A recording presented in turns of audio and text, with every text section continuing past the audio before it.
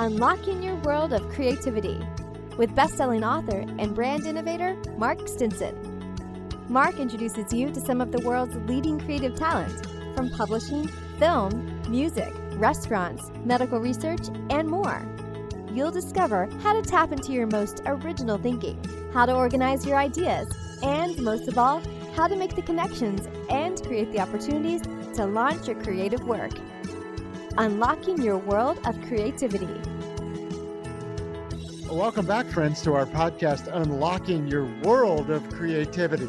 Today, we're going to be stamping our creative passport in Atlanta and leaving the airport, driving up the road a bit with our friend, David Nour. David, welcome to the program. Mark, it is good to be with you. And I'm really curious about unlocking your world of creativity. So thanks for having me. Well, you're going to share some keys, I know.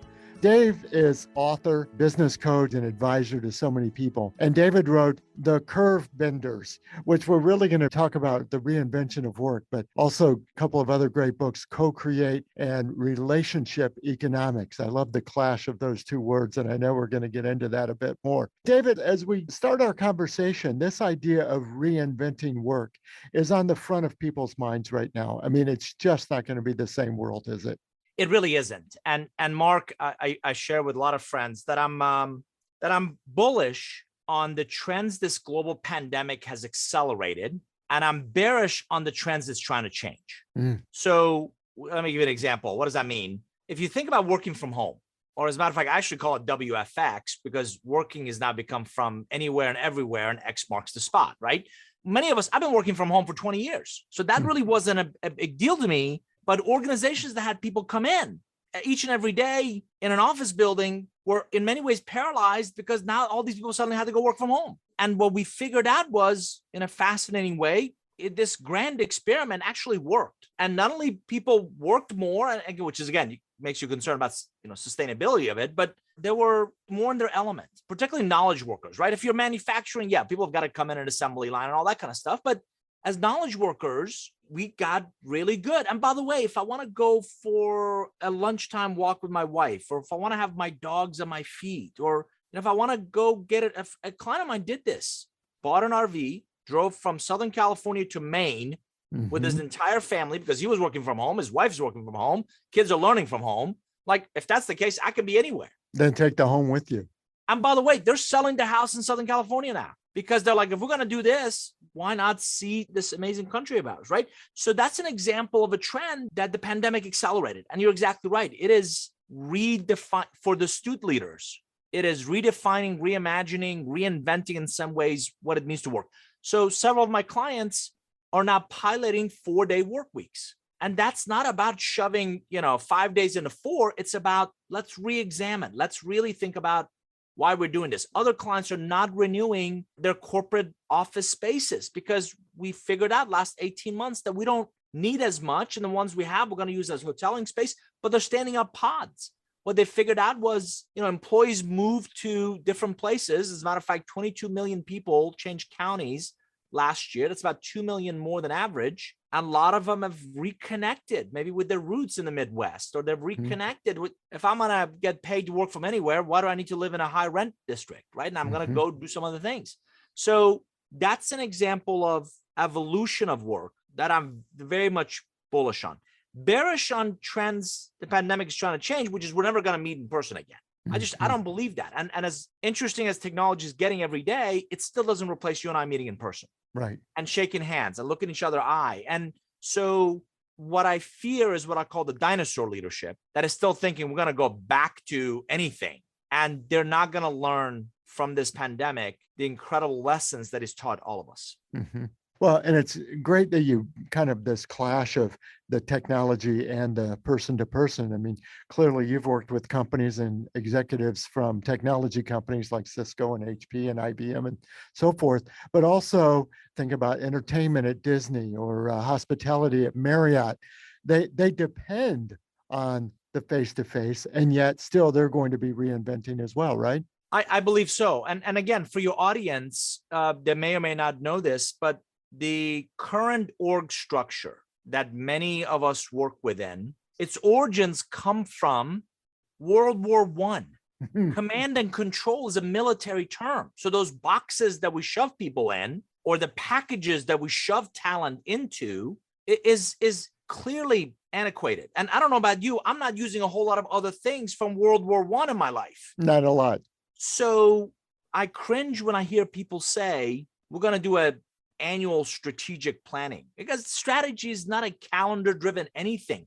It's an opportunity to think and imagine and reinvent. And beyond the lives and the livelihoods that this pandemic has impacted, I genuinely believe it to be an impetus to do just that: rethink, reimagine, reinvent what we do, how we do it. And again, I'm blessed to work with some really visionary leaders who are piloting micro enterprises, who are piloting some really interesting approaches that says, I wonder if there's a better way, if there's a different way for us to accomplish the outcomes we're after, not just the output. Who cares about that report? I don't care about the report. What I care about is the actionable insights from that report. Mm-hmm. So how do we, again, measure, focus, compensate this incredible talent that's within every one of our organizations on the outcomes they create, not the output? Yes. And you talk about the idea of piloting and words like reinvent and reimagine. Sometimes people think strategy, well, we did it. We have a strategy. Let's just execute and we're done. But you're also talking about this piloting. Try something, change it, try again, go a different way. What are you seeing in terms of strategic thinking with the people you're working with? Yeah, in Curve Benders, I wrote an entire chapter on organization of the future. And Mark, I'm blessed to work with some really mature companies in mature industries, right? So these globally recognizable brands. And if you think about their core business, and you brought up Disney, so let's just take Disney for a second, right? It's their core business: entertainment, theme parks, production, facility, animation, so on and so forth. It's a proven business model. It's led by steadfast leadership. And the governance of it is very much based on risk mitigation, right? And it's a very traditional org structure. In that environment, in any mature environment where you've proven a repeatable, predictable execution model, my supposition is it is very difficult to innovate. Now, you can iterate, which is how do we do the same things better? But to me, real innovation, and not innovation theory, not stamping something as innovation just because it's cool or sexy, or putting lipstick on that pig because it's somebody's pet project. But real innovation is doing new things. If you do enough of that, you'll stumble onto what I believe is disruption, which is doing new things that makes the old obsolete. So if you think about that core business, every metric, every compensation, every promotion, in essence, every rung of that corporate ladder is based on your obedience, if not abiding by the existing structure, rules, all of that doesn't lend itself to, here we go, a culture of experimentation. Mm-hmm. So the work that I do, and I believe the evolution of the organizations and real innovation is going to come from, we call it a sandbox engine. And this is exactly what I do with several visionary leaders. Away from that corporate structure, away from that corporate governance, away from all that we know today, to create an environment where, similar to a venture capital firm, we go bet on 10, let's just say, business model innovations, not just innovative products and services. The core can do that. Disney comes up with more, Imagineering, rides, and it does some amazing products and services. But in terms of business model innovation, it is really difficult for the core to do that. And by the way, the biggest threat to every business is not necessarily a product or service, it's business model innovation. So Marriott, Hilton, Intercontinental were all clients. None of them saw Airbnb coming. Mm-hmm, mm-hmm. Because Airbnb doesn't have the baggage, the capital assets, the hotels, the properties, and the staff and employees and all that the traditional hospitality firms do.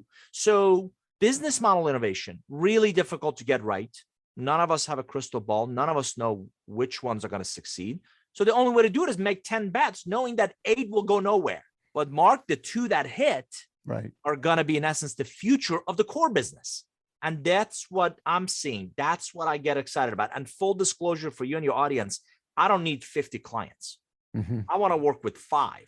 I want to work. And people ask me all the time, what do your more successful clients have in common? I've actually analyzed the data, and it's not size, it's not geography, it's not industry, it's not It's the singular driver of real, sustainable, and enterprise value creation effort, initiative, change is a visionary leader. Mm-hmm.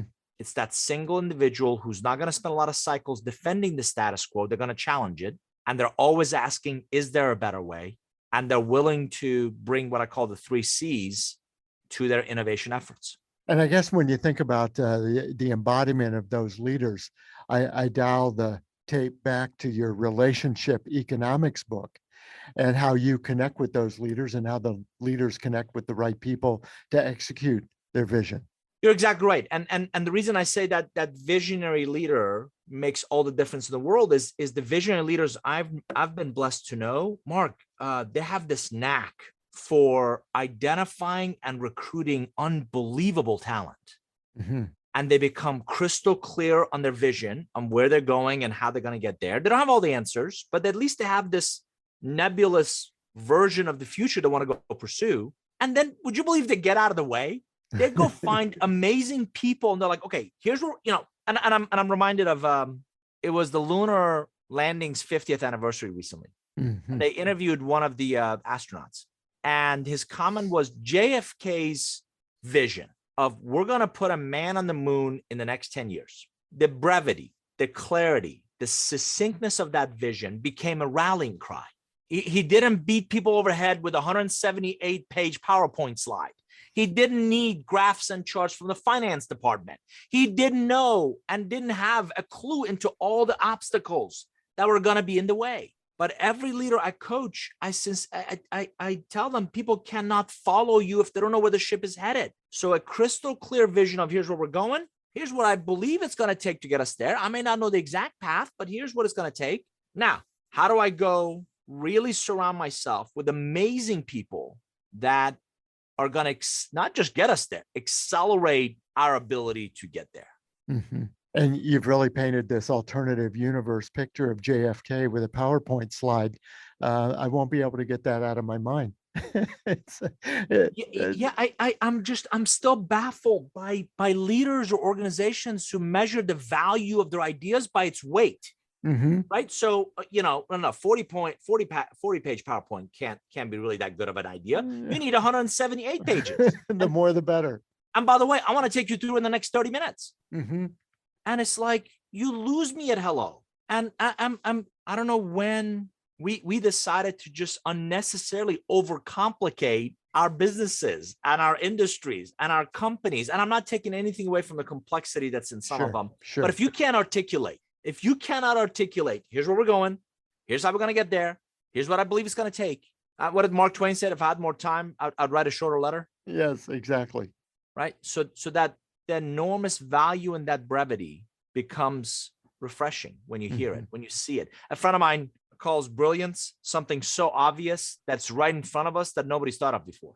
So true. And it's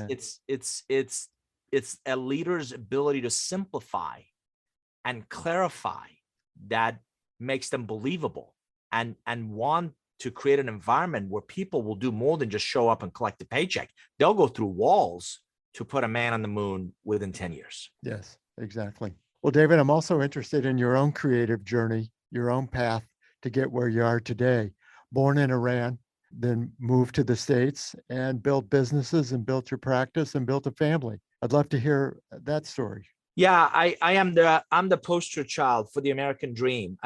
Mark, I got to tell you, a day doesn't go by that I count my blessings. 2, I'm grateful for loving parents that started it. And then I'll talk about some family here that made it all possible. But yeah, so I'm originally from Iran. You may recall the Shah had an exchange program where my parents are teachers, sent teachers abroad, and we went to Kuwait, and we were there, and the revolution happened, and they called them all back. My parents had the foresight to realize there wouldn't be a whole lot of future for me in Iran. So I've got a couple uncles in Europe that said, no, thanks. I had 3 here. A couple of them said, no, thanks, too much responsibility. One of them said, I'll take them for the summer. So I came May 23rd, 1981 with a suitcase, $100, didn't know anybody, didn't speak a word of English. I literally landed JFK with a badge around my neck, put this kid on an Eastern airline flight to Atlanta, and he doesn't speak any English. So I came here, lived with an aunt and uncle that I hadn't seen since birth. at the end of the summer, my American aunt convinced my Persian uncle that if you send them back, it might as well be a death sentence because the Iran-Iraq war was going on. So in order to do that, my parents gave me up for adoption, and an uncle adopted me. That's how I was able to stay here, get my green card, finish high school, I got an Eagle Scout. I became an Eagle Scout and university. And the part of the world I come from, it is driven into us very early on that education is an investment in yourself that no one can ever take away from you. And it's quintessentially your path to a better life, your path to a different life. And I took that sage advice to heart, undergrad, grad school, and then my career is in really three phases. Early on, it was technology, sales management, marketing, business development. Then I went to consulting and was president of a company in the private equity route. 19 years ago, I decided to go out on my own. And it's been an unbelievable ride. You were kind enough to mention, I'm now currently writing book number 12. And I'm blessed to work with global clients on really their innovation and net new growth opportunities. Wendy and I have been married 25 years. I have a 19-year-old daughter who's a second year at Georgia Tech. Go Jackets. And a 17-year-old son who we're doing college tours and trips and all this stuff for now. So it's exciting. And do you think, David, that this life experience that you've had gives you, like you said, you're the immigration case study, but a more global view, a wider world vision appreciation that there's so much more, stirred into the stew of life here and business? Yeah, I got to tell you, Mark, I'm fascinated by pre-pandemic. I think I read a stat that less than 47% of Americans had a passport. And I struggle in how any leader can have a view of a completely different part of the world that they know nothing about. And you're just not going to be able to, and I subscribe to Financial Times and I read The Economist, and you're not going to be able to read your way till you go to Dubai, till you go to Prague, till you go to Johannesburg, till you go to, and not just as a tourist, but go look for business opportunities, go open an office, go figure out. And here's the key part I want your audience to hear. The rest of the world builds relationships first from which they do business. As Americans, or even Westerners, we're so focused on the business part that if and only if that part works, maybe we'll think about building relationships. Hence the disconnect when we go into places and people don't look like us, sound like us, or come from our backgrounds.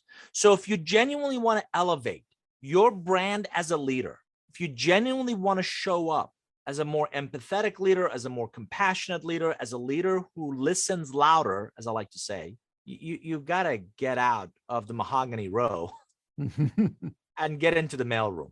You got to get out of corporate.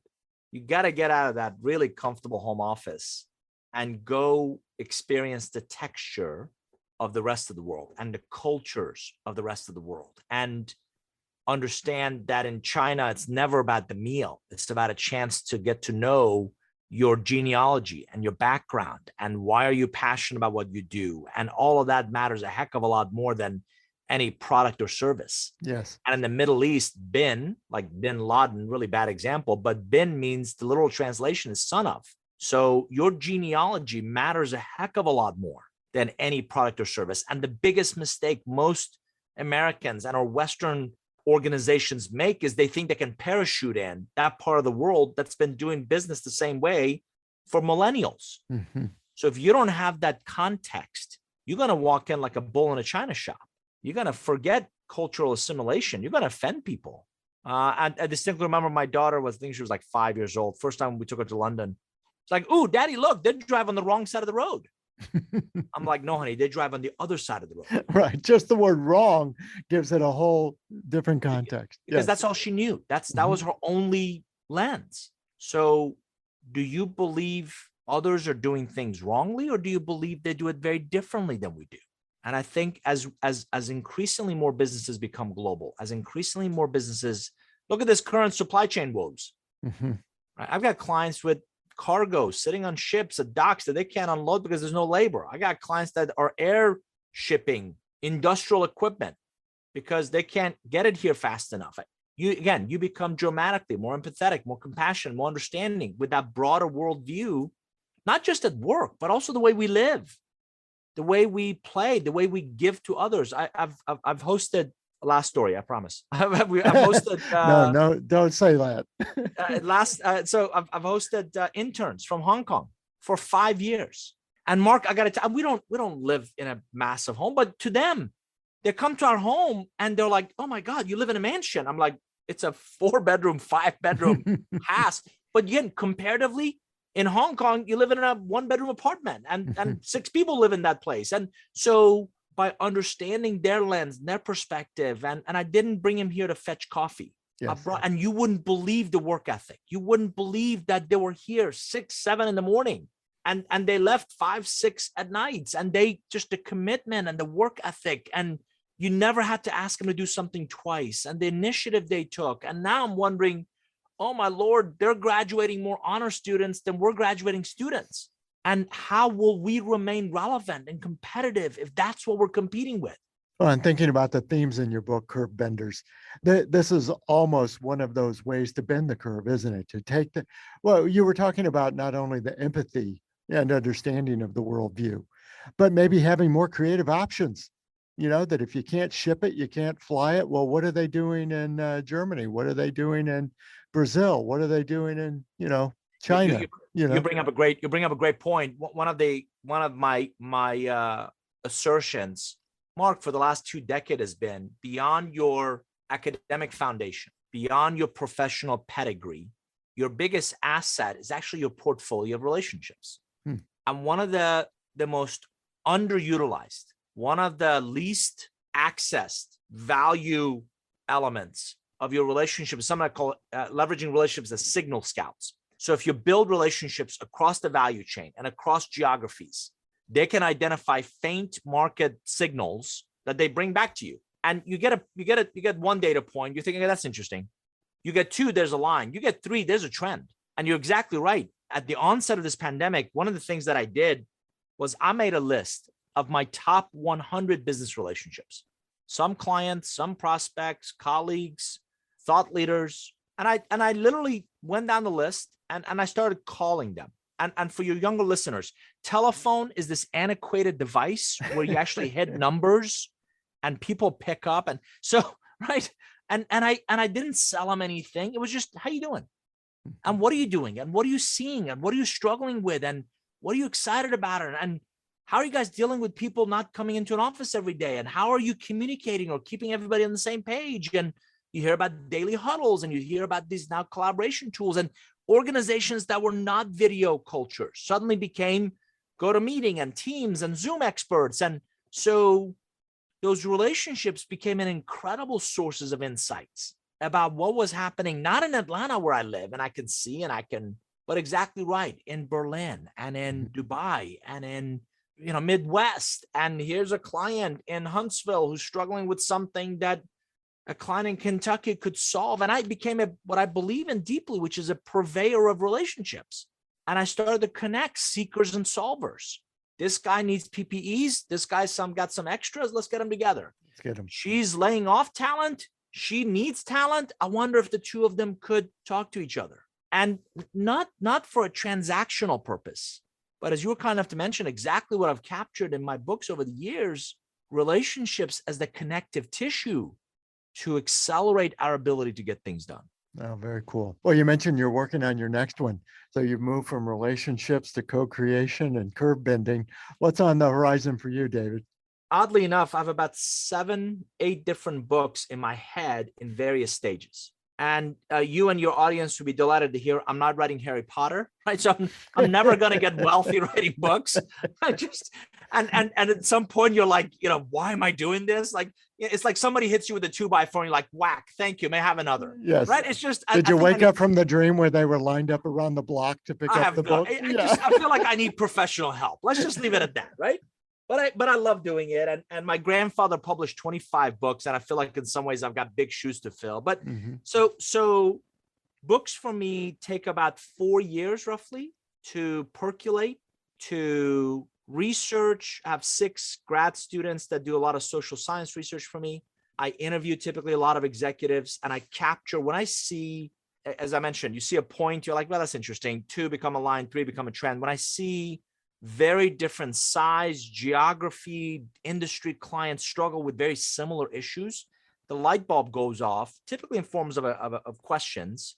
And it's like, I wonder, or what if, or what does that look like? And I've always been this way. I'm genuinely curious. So I kind of followed that thread, and it leads to Pandora's box in some ways. And at some point you've read enough, you've researched enough, you've talked enough, you've coached, spoken enough about a topic where you feel like you have something to say. And I got to tell you, and people hear Curve Benders or read it, and they think this was very timely. Did you write this through the pandemic? Did I write it? Yeah, but I started it, several years ago. And yeah, you may have heard of shifting the curve, but I've been thinking about this linear and nonlinear growth curve for some time. And that's what that's referring to. But one thing that this pandemic, so I'm going to give you a couple of ideas. One thing that this pandemic has brought front and center for a lot of my clients is how woefully unprepared we were. And particularly leaders, their resilience quotient wasn't where it needs to be. And one leader I had a fantastic conversation with, and I described resilience to this person as elasticity.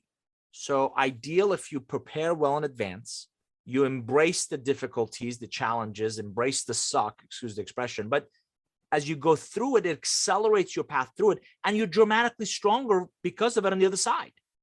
So one example is, can you imagine if we didn't have internet access the last 18 months? I think we would be in a bigger hole than we are today. So, and yet cybersecurity and cyber risk is almost every leader's biggest fear. That it's not a matter of if, it's when it's going to happen to you. What if it takes out our grid? I don't care how fast your internet access is. Without power, you're not getting anywhere, right? No. So, I love electric cars, but without power, we're not getting anywhere, right? So God forbid, what if it's a natural disaster? What if the next one is another one of these black swan events that we know are going to happen? We just don't know when or where or how they're going to happen. So I'm thinking a lot about, I'm reading a lot about right now that resilience quotient. What is it? How do you build it? How do you institutionalize it? How do you really develop it in your culture? Along the same lines, I'm really curious about this idea of relevance. I don't believe it's a point in time. It's a continuum. You have to remain relevant. So if the market, and Jack Welch used to say this, which when the rate of change outside your organization outpaces the rate of change within your organization, the end is near. So if the rate of change outside the organization accelerates dramatically, how will you remain relevant? And we've seen the BlackBerries, we've seen the Sears Roebuck, we've seen the Kodaks, we've seen the Nokias. I mean, just Blockbuster. I mean, on and on and on. And I would submit their demise was because they neglected to remain relevant. So I'm thinking a lot about relevance. I'm thinking a lot about this resilience. I'm thinking a lot about evolution of work and what it means to work in a micro enterprise. So those are just some of the ideas that are twirling around. I love it. Well, listeners, we've gained so much from our conversation. David Nour has been my guest. David, I can't thank you enough for being on the program. Mark, thank you for having me. And I hope you and your audience got some value from our conversation. Well, no question. I think we've embraced a lot of creative thoughts, but as you underscored a bit ago, that moving from these thoughts to action, and putting innovation to work, it's really important. Absolutely. And I tell most people I have a bias for action. So what you really need is the elevator ride of a theoretical construct. Where does that come from? Application. What does that look like? And then implementation. How do we go apply that idea in our world to make it relevant, to make it valuable, and kind of what we're trying to do. So yeah, absolutely. I'm a big believer of you have to bridge ideas to then how do we take advantage of those? How do we make sure they happen? Yeah, definitely. Well, thanks for sharing these thoughts. And even more important, your creative spirit, your energy behind those ideas. And listeners, you're going to love the book, Curve Benders, but also, stay up to date. David also publishes blogs. He's on podcasts. He does a podcast. So his website is Nour Group. So that's NOUR Group.com. And you're going to want to stay in touch with David. Appreciate your time, David. Enjoyed our conversation so much. Mark, my pleasure. And listeners, come back again next time. We're going to continue our around the world journeys here. We've been talking about having a world view, and that's exactly what we try to espouse on the podcast. We want to talk to people from Johannesburg to Oslo and from Rio de Janeiro to Singapore to get the best of the ideas and the best of creativity around the world. So come and join us again for our next episode. Until then, I'm Mark Stinson. We've been unlocking your world of creativity. We'll see you next time. Unlocking Your World of Creativity with best-selling author and brand innovator Mark Stinson. This program was produced by BSB Media, creators of IntelliKey Leadership Stories, Unlocking Your World of Creativity, and thepeaceroom.love. We've created a special offer just for listeners of the podcast. You can get the book, A World of Creativity, for a special price of $5.98 for paperback, and the Kindle version is only 99 cents. Go to mark-stinson.com to take advantage of this special offer.